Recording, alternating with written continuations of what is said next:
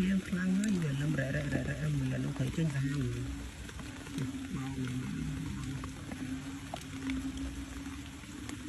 nè nó hay là thôi được làm được xe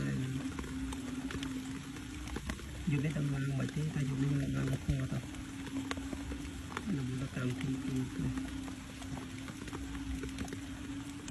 không thấy hay trong thì